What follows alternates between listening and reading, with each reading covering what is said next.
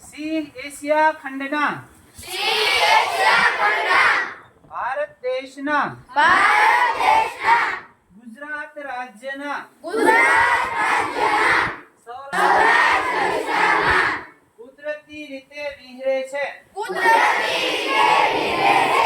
આપણા બધાના સહિયારા પ્રયાસોથી સિંહોની સંખ્યામાં આથી ગુજરાતના